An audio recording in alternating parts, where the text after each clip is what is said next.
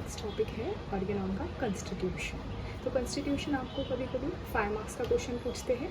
तो चलिए देखते हैं कि कॉन्स्टिट्यूशन क्या होता है और कौन से टाइप के कॉन्स्टिट्यूशन हमारे ऑर्गेनॉन ऑफ मेडिसिन में बताए गए हैं। डेफिनेशन की बात करें, constitution can be defined as the genotypic inheritance of an individual, the physical makeup of his body including its function, ability, metabolic activity, reaction to stimuli and resistance to infection.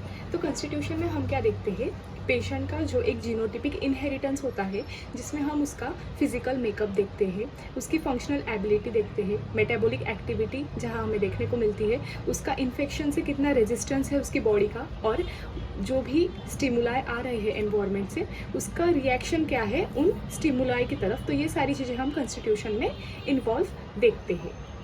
अब हम बात करें कि S close sir ने या Stuart close sir ने constitution को क्या डेफिनेशन में डिफाइन किया है। एग्रीगेट और हेरिडेटरी कैरेक्टर्स इन्फ्लुएंस मोर और less by environment which determines the individual reaction successfully और unsuccessfully to the stress of environment. तो यहाँ पे सर ने ये बोला है कि ये हेरिडेटरी कैरेक्टर्स होते हैं जो कि किससे इन्फ्लुएंस होते हैं, तो एनवायरनमेंट से, और वहाँ पे हमें इंडिविजुअल की हर एक की अलग अलग रिएक्शन उसी स्टिमुलाई की तरफ देखने को मिलती है। दूसरे थे जेटी केन सर। तो इन्होंने एक डेफिनेशन दी थी कॉन्स्टिट्यूशन की जो कि है, physical constitution is the external disorder following disorder in the man the vital force. तो जैसे हम जानते हैं कि केन सर ने हमेशा यही बोला है कि कोई भी डिसीज जो है वो माइंड से लेकर बॉडी तक जाएगी, और माइंड से लेकर बॉडी तक जाएगी, इसी ही तरह वो पहले वाइटल फोर्स को डिरेंज करेंगी, तभी हमें सारे सिम्टम्स देखने को मिलते हैं जो कि एज अ डिसऑर्डर हम पेशेंट में देख सकते हैं। The man and the development of his constitution are determined by several factors। तो बहुत सारे फैक्टर्स उसमें इन्वॉल्व होते हैं कि मैन का डेवलपमेंट कैसा है और उसका जो कॉन्स्टिट्यूशन बन रहा है उसके लिए बहुत सारे फैक्टर्स, अलग अलग फैक्टर्स रिस्पॉन्सिबल होते हैं।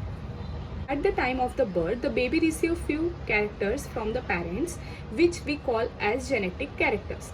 तो बेबी के अंदर मदर एंड फादर के जो भी जीन्स होते हैं हम उसे बोलते हैं genetic characters. Many of those characters are determined by genetic factors, hence the baby resemble his or her parent. तो जैसे कि हम जानते हैं कि बेबी अपने मदर फादर को क्यों रिसेंबल करेगा, क्योंकि उसके अंदर वही जेनेटिक फैक्टर्स हमें देखने को मिलते हैं। Once the baby grows and start facing different environmental conditions like house, school, playground, teachers, media, friend circle etcetera, their influence on them mould his character behaviour and comprehending pattern directly और indirectly. तो यहाँ हमने क्या देखा, पहले तो वो अपने मदर या फादर को रिजेंबल करेगा क्योंकि उसके अंदर वही जेनेटिक हमें फैक्टर देखने को मिलेंगे। और फिर क्या होगा, जब भी वो बड़ा होता है फिर वो हाउस, स्कूल, प्लेग्राउंड, टीचर्स या आसपास के अपने फ्रेंड्स के साथ मिलेगा, तो उनका जो इन्फ्लुएंस उसके ऊपर होगा, जो भी एनवायरनमेंट में वो जाएगा, तो उसकी वजह से उसका जो कॉन्स्टिट्यूशन है वो अब धीरे धीरे चेंज होने लगेगा। दो मेन फैक्टर्स होते हैं कॉन्स्टिट्यूशन के, एक है एंडोजिनस फैक्टर और दूसरा है exogenous factor.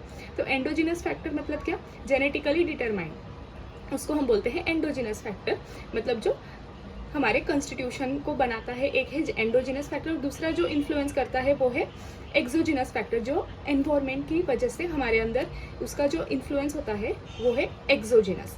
So it is clear that from the time of birth and through out the life the internal and external environmental factor influence a persons behaviour, body and mind. तो जैसे कि हम धीरे धीरे जो बेबी है वो grow होता रहेगा, तो अब उसके जो आसपास का एनवायरनमेंट है उसकी वजह से उसका जो कॉन्स्टिट्यूशन है वो धीरे धीरे अब चेंज होने लगेगा। Some persons are liable to some miasm and some are prone to another. तो जैसे हम देखते हैं कि कोई लोगों को एक ही बीमारी होती है, मतलब एक ग्रुप ऑफ जो बीमारी होती है वही होगी, बार बार वही होती है उन लोगों में, या वो उस चीज़ के लिए प्रोन हो जाते हैं। जैसे अब हम बोले सोरा, सिफिलिस या साइकोसिस, तो किसी पेशेंट में हमें सोरा के ही सिम्टम दिखेंगे, या कोई पेशेंट के अंदर हमें साइकोसिस के देखने को मिलते हैं, क्योंकि उनका जो इंटरनल और एक्सटर्नल एनवायरनमेंट है उसकी वजह से उनका कॉन्स्टिट्यूशन चेंज हो गया है। This selective affinity is called susceptibility. तो वो उसको ससेप्टेबल भी है, उस डिसीज को वो ससेप्टेबल होते हैं, इसी वजह से उनको वो सारी कंडीशंस हमें उनमें देखने को मिलती है। Constitution influencing the susceptibility, it is very difficult to estimate how a person constitution develops। तो पर्सन का जो कॉन्स्टिट्यूशन है वो कैसे डेवलप होता है, ये जो है ये टर्म बहुत ही ज़्यादा मुश्किल है, क्योंकि यहाँ पे क्या है, इनहेरिटेंट फ्रॉम एंसेस्टर्स भी होता है और वॉट ही कम अक्रॉस, तो एनवायरमेंट का भी इन्फ्लुएंस उसके ऊपर देखने को हमें मिलता है। अब हम देखेंगे कि एंडोजिनस फैक्टर्स जो है वो इंटरनल फैक्टर्स है, मतलब ovum character of mother and sperm character of father. तो क्या होगा, न्यू बॉर्न बेबी जो रहेगा, अभी वो जो बॉर्न हुआ है, इसके बाद क्या होगा, exposure to different types of environment during life span, तो वो हो गए हमारे एक्सटर्नल या एक्सोजिनस फैक्टर। उससे क्या होगा, एक इंडिविजुअल कंस्टिट्यूशन बनेगा जो कि है mixture of endogenous and exogenous factors. अब हम देखेंगे डॉक्टर ग्राउफेगल जो एक जर्मन साइंटिस्ट है, उनके हिसाब से जो क्लासिफिकेशन है कॉन्स्टिट्यूशन का, in the year 1870 a German scientist या जर्मन होम्योपैथ कॉल्ड वॉन ग्राउफेगल, इन्होंने क्या किया था कि कॉन्स्टिट्यूशन को अलग अलग टाइप में इनका क्लासिफिकेशन किया था। Most of the homeopath accepted his this classification, बहुत सारे होम्योपैथ ने वो एक्सेप्ट भी किया। और डॉक्टर क्लार्क जो थे, उन्होंने उनकी एक बुक है कॉन्स्टिट्यूशनल रेमेडी, वहाँ पे इन सब कॉन्स्टिट्यूशन को एक्सप्लेन भी किया। Doctor Grauvogl's classification was based on different biochemical content of the body, तो उन्होंने हर एक जो कॉन्स्टिट्यूशन है उसमें बायोकेमिकल कंटेंट जो होते बॉडी के वो समझाए हैं। According to him living organism is composed of oxygen, carbon, nitrogen and hydrogen. तो हमारे जो ये सर थे, उनके हिसाब से क्या था कि पेशेंट के अंदर क्या रहेगा या लिविंग बीइंग के अंदर क्या रहेगा, ऑक्सीजन, कार्बन, नाइट्रोजन और हाइड्रोजन। अगर उसकी कमी हो जाती है या एक्सिस हो जाते हैं ये एलिमेंट, तो क्या होगा, टिश्यू के अंदर जो डेवलपमेंट होगी ना, वो अलग अलग टाइप की होने लग जाएगी। Tissue result in development of different constitution, तो वहाँ पे अलग अलग कॉन्स्टिट्यूशन फॉर्म होने लगते हैं। He says for every organ and tissue breathes and if the lungs are the gateway, the blood carries it is the blood carrier, it is the tissue which are ultimate recipients of the oxygen that is in breath। 3 types of constitution, तो ये कौन से 3 types है, चलिए देखते हैं। First type of constitution according to Dr. Graufegal, carbo-nitrogenous constitution। This constitution is a result of insufficiency और इन advocacy of oxygenation, तो जहाँ पे ऑक्सीजनेशन की कमी है तो उसकी वजह से जो कॉन्स्टिट्यूशन होता है उसको हम बोलते हैं carbo nitrogenoid constitution. It is characterise by an excess of carbon and nitrogen, insufficient oxygenation causing deficiency disorder and perverted nutrition, तो जहाँ पे न्यूट्रिशन जो है वो ठीक से नहीं रहेगा और वहाँ पे डेफिशिएंसी डिसऑर्डर हमें देखने को मिलती है। क्यों? क्योंकि वहाँ पे ऑक्सीजन की कमी है और इसी के साथ कार्बन भी एक्सिस है बॉडी में और नाइट्रोजन भी। Diseases develop because of retardation और malnutrition in this types of constitution. तो यहाँ पे डिसीजेस क्यों डेवलप हो रही है? क्योंकि बॉडी के अंदर जो है माल न्यूट्रिशन है या रिटार्डेशन है, इसी वजह से। Tissue does not absorb sufficient oxygen या न्यूट्रिशन, तो बॉडी में जो हमारे टिश्यू होते हैं वो ठीक से एब्जॉर्ब नहीं कर पा रहे हैं सफिशिएंट अमाउंट ऑफ ऑक्सीजन या nutrition. It is a functional deficiency, तो कार्बोनाइट्रोजनॉइड जो है वो एक फंक्शनल डेफिशिएंसी की वजह से होता है। यूजुअल सिम्टम्स क्या क्या हमें इस कॉन्स्टिट्यूशन में देखने को मिलते हैं? पहला है ब्रीथलेसनेस, सेकेंड है उसमें रेस्पिरेटरी डिसऑर्डर्स भी देखने को मिलेंगे, फ्रीक्वेंट एंड शैलो रेस्पिरेशन, तो बहुत ही स्लो और धीरे धीरे रेस्पिरेशन देखने को मिलेंगी और ब्रीथलेसनेस भी साथ में देखने को मिलेगा। इसी के साथ फास्ट पल्स, कॉन्स्टिपेशन या डायरिया की कंडीशन देखने को मिलेगी, flatulence, urinary troubles, vertigo, ataxia, somnolence, hypochondriac, irritable, extraordinary, impatient, वो पर्सन कैसा रहेगा? बहुत ही ज़्यादा इम्पेशेंट रहेगा, इरिटेबल रहेगा और हाइपोकॉन्ड्रियाक रहेगा। Flatulency, urinary troubles, swelling of joints, gout, तो यहाँ पे हमें ये सारी कंडीशंस भी देखने को मिलेगी। इरिटेबल एंड इम्पेशेंट, तो स्किन की बात करें तो स्किन कैसी रहेंगी? डर्टी, अनहेल्दी, वेरी फेटेड पर्सपायरेशन, तो बहुत ही ज़्यादा अनहेल्दी स्किन हमें इस कार्बोनाइट्रोजनॉइड कॉन्स्टिट्यूशन के पेशेंट्स के अंदर देखने को मिलती है। सिम्टम्स जो है वो एग्रावेट होंगे जब वो एक्सेसिव ईटिंग कर लेता है या रेस्टिंग की कंडीशन है या सेक्सुअल एक्सेस हो जाता है तब। 8 पॉइंट है कि diminish quantity of water in tissues, तो यहाँ पे जो टिश्यूज़ है वहाँ पे जो वाटर का कंटेंट होता है या क्वांटिटी होती है वो कम होती है। अब कौन सी ऐसी मेडिसिन है जहाँ पे हमें ये कार्बो नाइट्रोजनेट कॉन्स्टिट्यूशन देखने को मिलता है। तो उसमें पहला है रहस्टॉक्स, दूसरा है हेपारसल्फ, फॉस्फोरस, लाइकोपोडियम। तो यहाँ पे ये कुछ सिमिलर दवाइयाँ हैं जहाँ पे हमें पेशेंट में ये सारी कंप्लेंट्स देखने को मिल सकती है। कार्बो नाइट्रोजनेट कॉन्स्टिट्यूशन क्लोजली रिसेंबल्स हैनेमेनियंस सोरा। तो हैनेमन सर के हिसाब से जो सोरा हमारा मायाज़म है उसके जो सिम्टम्स होते हैं वो इस कॉन्स्टिट्यूशन से काफ़ी हद तक मैच करते हैं। Second constitution according to doctor Grauvogl's is oxygenoid constitution. Let us study this. It is characterized by an excess of oxygen or exaggerated influence of oxygen on organism। तो इसमें क्या होता है ना कि जो पेशेंट है उसके अंदर हमें एक्सेस ऑफ ऑक्सीजन देखने को मिलता है, जिसकी वजह से उसका जो इन्फ्लुएंस है वो एग्जैगरेटेड फॉर्म में भी पेशेंट के अंदर हमें देखने को मिलता है। Excessive oxygen in system results into breakage of hydrocarbons and nitrogen. तो बहुत ज़्यादा ऑक्सीजन की जो क्वांटिटी बॉडी में हो जाती है या सिस्टम में हो जाती है उसकी वजह से हमें जो हाइड्रोकार्बन्स है और इसी के साथ नाइट्रोजन है इसका ब्रेकडाउन भी देखने को मिलता है। It leads to destruction of tissue and bones. इसकी वजह से अब क्या होगा, ऑक्सीजन ज़्यादा हो गया है और हाइड्रोकार्बन और नाइट्रोजन का ब्रेकेज हो रहा है, तो इसकी वजह से अब हमें टिश्यू का डिस्ट्रक्शन और बोन्स का डिस्ट्रक्शन भी देखने को मिलता है।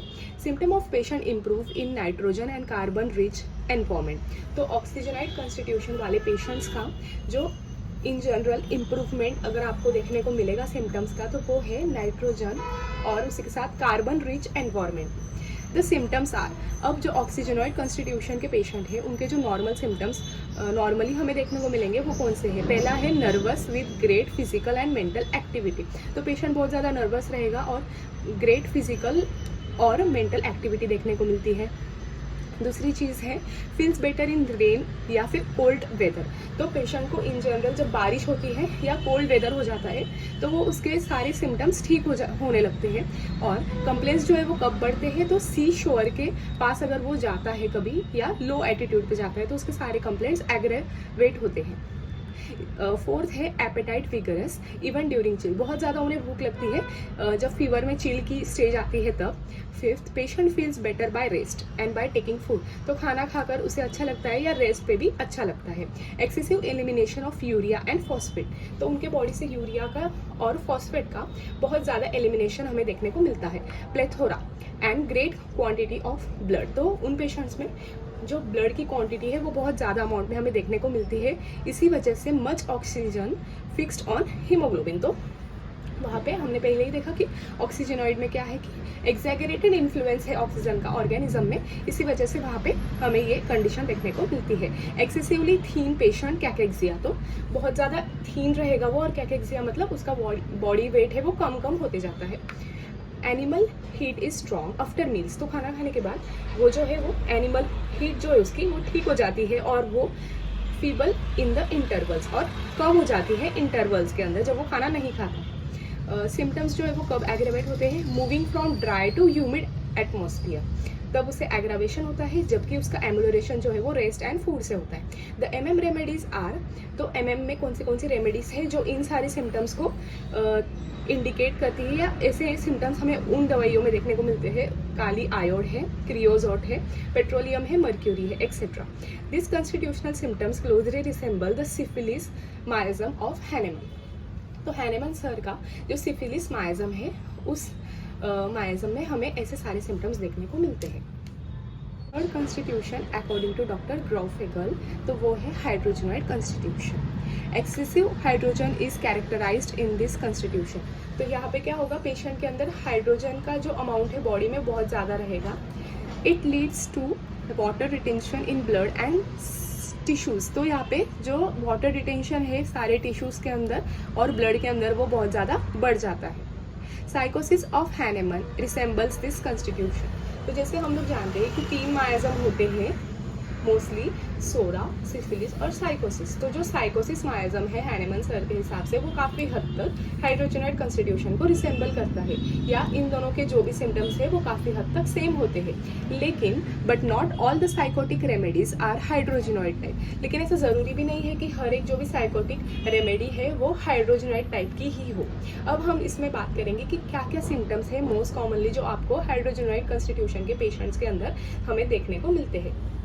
उसमें सबसे पहला है सिम्टम्स एग्रावेट्स बाय बाथिंग। तो उसके सिम्टम्स कब बढ़ जाते हैं? जब वो बाथिंग करता है, नहाने के बाद सारे सिम्टम्स बढ़ जाते हैं। दूसरा है कि सिम्टम्स और कब बढ़ते हैं? जब वो सी फूड खा लेता है या एक्वेटिक एनिमल्स, फिशेस, प्रॉन्स। तो जहाँ पे अगर वो सी फूड खा लेता है तो उसके सारे सिम्टम्स बढ़ जाते हैं, या एक्वेटिक एनिमल्स को अगर वो खाता है तो उसके सारे सिम्टम्स बढ़ जाते हैं। तीसरा है the vegetable which grow near the water और which have the high content of water aggravates the patient. तो अगर वो कोई वेजिटेबल खा लेता है जिसमें वाटर अमाउंट ज़्यादा है तो उसकी वजह से पेशेंट के सारे सिम्टम्स वर्स होने लगते हैं। इंपॉर्टेंट साइकोटिक मेडिसिन्स या remedies that resembles this constitution are natrum sulph, thuja, pulsatilla etcetera. तो ये सारी दवाइयाँ हैं जो कि इस कॉन्स्टिट्यूशन को काफ़ी हद तक रिजेंबल करती हैं। Hahnemann notice that each medicine in the MM materia medica has a different type of personality of its own. This was highly propagated by Dr. J.T. Kent as the drug personality. तो उन्होंने देखा कि हर एक MM की जो दवाई है वो दूसरे से अलग है, और इसी को ज़्यादा अच्छे तरीके से प्रोपोगेट किया था डॉक्टर J.T. Kent सर ने under drug personality. This peculiar personality of each medicine is called the constitutional picture of drug in the homeopathic field. तो उसी को हम क्या बोलते हैं? constitutional picture of the drug in homeopathic field. इसके अलावा भी कुछ तीन कॉन्स्टिट्यूशन के अलावा भी कुछ हमारे ऑर्गेनॉन में दिए गए हैं कॉन्स्टिट्यूशन। फोर्थ है scrofulous, gland swollen, lack of reaction, general weakness, wound और इन्फ्लामेशन टार्डी टू हील। जो लेट हील हो रहे हैं इन्फ्लामेशन होने के बाद, या वुंड अगर हो गया है बॉडी पे कहीं भी तो वो हील होने में बहुत टाइम ले रहा है। जो ग्लैंड से बॉडी की वो स्वेलन हो गई है, सूज गई है, वीकनेस है, तो यहाँ पे हमें स्क्रोफिलस में सोरा और इसी के साथ साइकोसिस साथ में देखने को मिलता है। फिफ्थ है leucophlegmatic, sluggish in all movements and activity, chilly and susceptible to cold. तो ये चिली पेशेंट में हमें देखने को मिलता है, इनकी बॉडी की सारी जो भी मूवमेंट्स रहेंगी वो स्लगिश रहती है। सिक्स्थ है कोलेरिक, जिसको ही हम बिलियस भी बोलते हैं। सेवेंथ है कोलोरोटिक, जिसको हम अनेमिक या ग्रीन पैलर भी बोलेंगे। 8 है लास्ट न्यूरोपैथिक, जो इजीली एक्साइटेड और डिप्रेस हो जाते हैं। कॉन्स्टिट्यूशनल डायग्नोसिस की बात करें, this method is useful in understanding the peculiarity of a person in his healthy as well as disease state. तो यहाँ पे हमें उसकी पेक्यूलरिटी देखने को मिलेगी जब वो हेल्दी रहेगा और जब वो डिसीज स्टेट में रहेगा तब। ये किस चीज़ के लिए हेल्प करेगा हमें कॉन्स्टिट्यूशनल डायग्नोसिस? तो वो हमें इंडिविजुअलाइजेशन ऑफ द पेशेंट के लिए हेल्प करता है। इसमें 3 हेडिंग है, तो चलिए देखते हैं कौन से। पहला है basic constitution. It includes peculiarity of an individual in his healthy state. तो वहाँ पे उसकी पेक्यूलरिटी हमें देखने को मिलती है। No 2 persons are alike in the world. तो कहीं भी हमें 2 पर्सन एक जैसे देखने को नहीं मिलेंगी, जब भी वो हेल्थ में होंगे या जब भी वो डिसीज में होंगे, neither in health or disease. The basic constitution symptom of person are influenced by endogenous factor. Endogenous factor मतलब हमने क्या देखा था? जो जेनेटिक फैक्टर होते हैं उसकी वजह से। सेकेंड है developmental constitution. This can be understood better by learning the past history of the patient. तो यहाँ पे पास्ट हिस्ट्री देखना जरूरी है। The circumstances and condition the patient had gone through are study. तो यहाँ पे हम क्या देखेंगे कि पेशेंट कौन से कंडीशन से होकर गुजरा है, ये सारा भी हम वहाँ पे देखते हैं। Developmental constitution determines the persons psychosomatic state. तो यहाँ पे पेशेंट की हम साइकोसोमैटिक स्टेट देखते हैं। थर्ड है environmental constitution. This determine the person's reaction to current situations, time and circumstance, इधर फ्रेंडली और ट्रबलसम। तो जिस हिसाब से पेशेंट एक कोई भी कंडीशन में रिएक्शन देता है, भले वो ट्रबलसम कंडीशन हो या फ्रेंडली हो, तो उससे उसका जो कॉन्स्टिट्यूशन है वो सब पेशेंट में अब अलग अलग होने लग जाता है। How the person behaves during a challenging situation, वो कैसे बिहेव करता है, वो कैसे कॉप अप करता है कोई भी प्रेशर को. In short it helps in learning what the person's behaviour reaction pattern to be given environment. मतलब उसने क्या रिएक्शन दी या उसका क्या बिहेवियर था कोई एक एनवायरमेंट में, वो हम यहाँ पे एनवायरमेंटल कॉन्स्टिट्यूशन में देखते हैं. इसके बाद है constitutional remedy. This method of therapeutic is unique to homeopathy.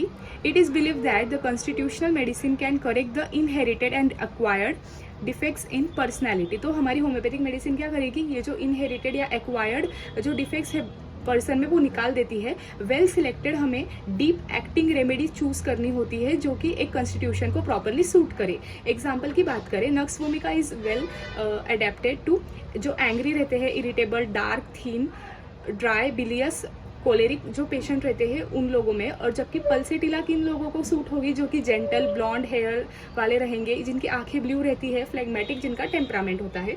Phosphorus भी एक तीसरा एग्जाम्पल है. ये किन लोगों को सूट करेगा, जो कि toll, slender, flare, delicate, eye lashes वाले और जिनकी फ्लेगमेटिक टेम्परामेंट है. Thank you.